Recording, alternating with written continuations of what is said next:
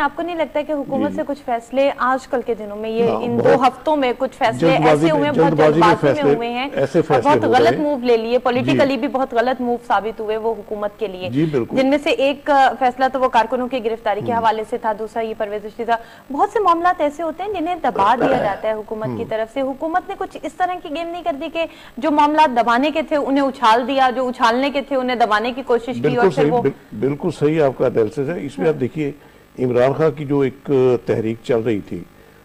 जिस तरह उन्होंने यानी कि एक किस्म का उसमें डिटाई का आंसर नजर आता था कि एक कुछ मामला जो सही समत में जा रहे हैं उनको ये बिगाड़ने की दानिशमंद कोशिश कर रहे हैं, और उस तरह फिर एक इम्प्रेशन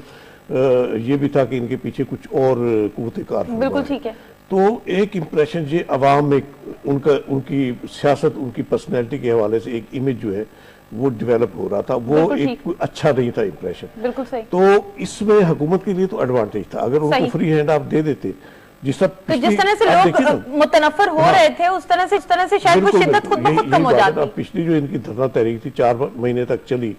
तो अब ये जो ब्लेम कर रहे हैं कि वो अपने परवेज खटक साहब जो है सीएम खैबर पी के वो कोई बलवा करने के लिए आ रहे हैं, हुकूमत पर चढ़ाई करने के लिए आ रहे हैं, तो 4 महीने चढ़ाई किए रखी इन्होंने। उस वक्त तो आपने अफोर्ड कर लिया, उस वक्त भी परवेज खटक साहब यहाँ आगे खटक डांस भी कर गए थे वो, बिल्कुल सही, ठीक है ना। तो अगर उस वक्त उनकी सियासत आपके लिए काबिल कबूल थी, काबिल बर्दाश्त थी, 4 महीने तक आपने बर्दाश्त किया, तो अब तो मेरा ख्याल है जिस नहज पे इमरान खान ने अपनी सियासत को पहुंचा दिया था उसके बाद तो डिफ्यूज हो जाती है, ठीक है ना। जो उन्होंने ऐलान किया था कि देख लेने दिया जाता कि इसका क्या नतीजा निकलता, जहां भी है बैठने दो आप, उसके बाद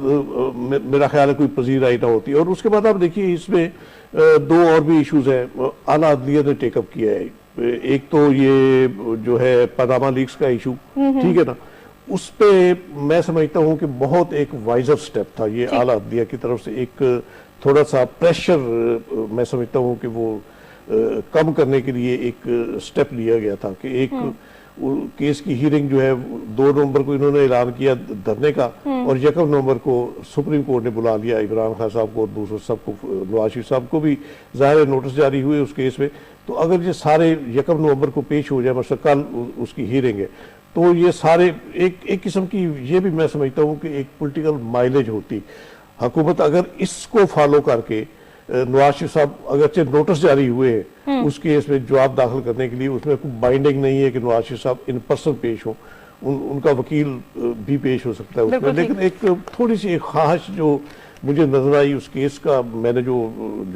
उसका जो ऑर्डर था वो पढ़ा मैंने, तो उससे मुझे थोड़ी सी एक इंडिकेशन मिली थी कि सुप्रीम कोर्ट की अपनी डिजायर है कि सारे फरीक है नवाज शरीफ साहब समेत वो अदालत में पेश हो जाए, जिस तरह उन्होंने एक बाइंडिंग लगाई थी कि जो पिटिशनर्स हैं और दूसरे फरीक हैं वो शनाख्ती कार्ड लेकर आएंगे। तो इससे ये थोड़ा सा एक इंडिकेशन थी कि जिस चीज ने अगर पिटिशनर ने आना है तो शनाख्ती कार्ड लेके आना है, तो सुप्रीम कोर्ट चाहती है कि ये हाजिर हो जाए, तो इसका एक इफेक्ट होता, ठीक है ना। हुकूमत पर की सियासत एक पॉजिटिविटी नजर आती कि वाकई ये ओबे कर रहे हैं अदलिया के फैसलों को।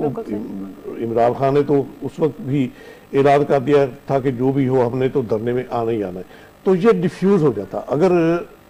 इसके यानी कि ये स्टेप ना लेते कि आपने इस धरने को नाकाम बनाने के लिए स्टेट मशीनरी इस्तेमाल करनी है, जैसा कि इन्होंने कुछ 26-27 अक्टूबर से शुरू कर दिया था, और जो धरना शुरू होना था इमरान खान का 2 नवंबर को, वो आपने खुद उससे 1 हफ्ता पहले शुरू करा दिया। बनी गाला में जो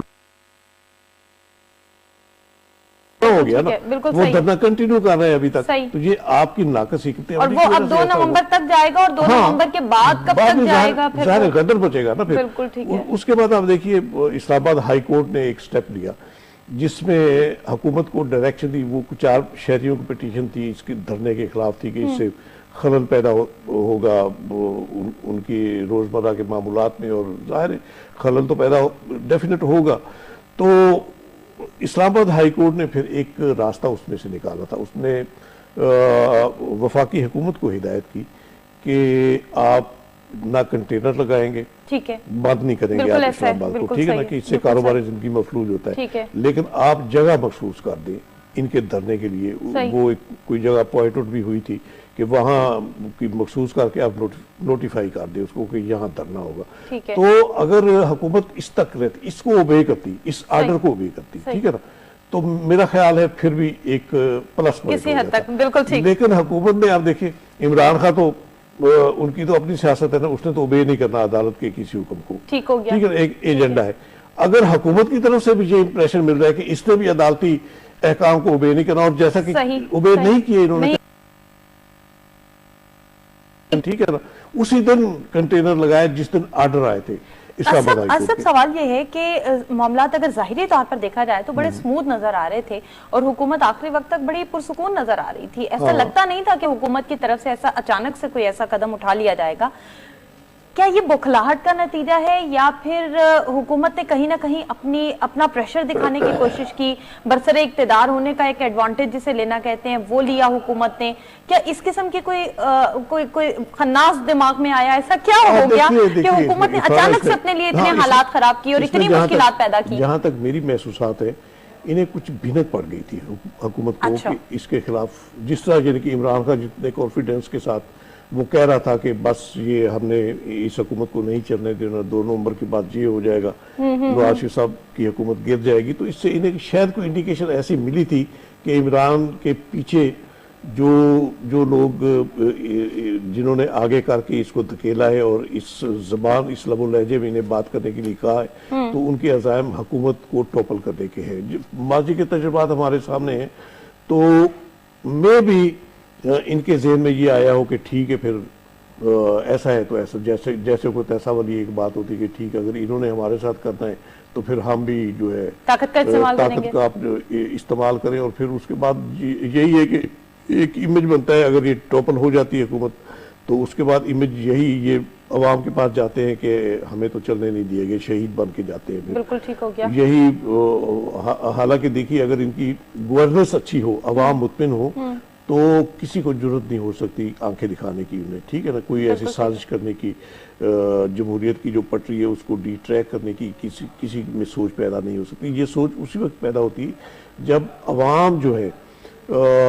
जिनके मैंडेट से ये इक़्तिदार में आए हैं, वो उनसे मायूस होते हैं अब इनकी कारकर्दगी के मामले में, और अपने जो मसाइल है उनके हल के मामला में इनसे मायूस होते हैं। तो फिर जाहिर है अवाम में जब अनरेस्ट पैदा होती है, और वो अनरेस्ट नजर आती है उन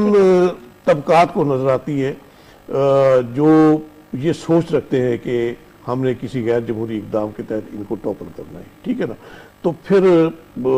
इस अवाम की इस्तराब को वो कैश कराने की कोशिश करते हैं। तो ये सारी जो सिचुएशन इस वक्त बनी, ये वही है कि उन्होंने एक स्ट्रेटजी बनाई कि अवाम जो मुस्तरब है इस वक्त, और अवाम तो यानी कि सही मानों में अपने मसाइल जितने गंभीर हुए हैं उनके, उसकी वजह से सही मानों में वो उनके ज़हनों में जो इस्तराब पैदा हुआ है उसमें कोई, यानी कि मैं नहीं समझता कि उसमें कोई मिलावट है उस इस्तराब में, ठीक है ना। तो उस इस्तराब को भांप कर इन्होंने फिर इमरान खान साहब ने भी जो स्ट्रेटजी बनाई, वो उस इस्तराब, अवामी इस्तराब को कैश स्ट्रेटजी के हवाले से मैं जरूर बात आपसे करना चाहूंगी। खान साहब वैसे तो यू टर्न के माहिर माने जाते हैं और उनके किसी भी स्ट्रेटजी के हवाले से हतमी तौर पर कुछ कहा नहीं जा सकता कि वो कब तब्दील हो जाए, लेकिन खान साहब की इस वक्त की जो स्ट्रेटजी, आपको क्या लगता है कि खान साहब क्या मूव लेंगे? आप देखिए, मैं तो इरफाना ये समझता हूँ, मैं तो खान साहब को सियासतदान नहीं समझता। अगर वो जमहूरियत पर बिलीव करते हैं, इस सिस्टम में रहकर इसकी इस्लाह की बात करते हैं, तो फिर उन्हें आलाकार नहीं बनना चाहिए किसी ऐसी सोच का, ऐसी ताकत का जो इस सिस्टम को डिरेल करने की ख्वाहिश रखती हो। इमरान खान की अब तक की जो इंडिकेशन है, पिछला धरना भी आप देख लें और आपकी जो तहरीक है, उसमें क्लियर कट महसूस होता है कि ये जमहूरियत के फ़रोग़ की सियासत नहीं कर रहे, ये कोई और सियासत, इनका एजेंडा कोई और है। सिर्फ शायद इन्हें कोई चकमा मिलता है कि आप इस तरह करो, ये नुकसान पहुँचाओ, तो आपको शायद इक़्तिदार की मंजिल आपकी आसान हो जाएगी। तो मेरा नहीं ख्याल कि इस तरह इन्हें आसानी से इक़्तिदार मिल जाएगा। बिलफर्ज माल खुदा ना करे कल को इनकी तहरीक के नतीजा में जो हालात खुद हुक्मरानों ने भी पैदा कर दिए हैं ये जमहूरियत की गाड़ी पटरी से उतरती है तो उसके बाद किसके हाथ आएगा कुछ? ठीक है, उसके बाद जो आएंगे जाहिर जो आएंगे फिर वो उन्हीं के हाथ होगा, उन्हीं के हाथ में होगा। और इमरान खान इस वक्त जिस एज में है या इस मौजूदा इरा के जो सियासतदान है जिस एज में है, नवाज शरीफ साहब समेत और दूसरे पीपल पार्टी के, अब बिलावल तो ठीक है अभी नौजवान है, उसके लिए तो बहुत, अगर 10 साल इंतजार भी करना पड़े तो कोई बात नहीं उसे, लेकिन इनमें खासतौर पर इमरान खान साहब जब जो इस एज में अगर इन्हें आगे जमहूरियत की बहाली के लिए 10-12 साल स्ट्रगल करना पड़ेगी तो इनकी उम्र क्या इस काबिल होगी कि ये फिर अनाने इक़्तिदार पे फायज हो सके? तो मेरा ख्याल है ये सोचना चाहिए, इन्हें मुल्क की बेहतरी का सोचना चाहिए, अवाम की बेहतरी, अवाम के फायदे का सोचना चाहिए। अगर आपके पास कोई ऐसा यानी एक मुतबादल निज़ाम मौजूद है कि आप उससे अवाम के मसाइल हल कर सकते हैं तो वो लेकर अवाम के पास जाए। आगे इंतखाबात 2018 की अब कितनी दूर है, अगला साल जो है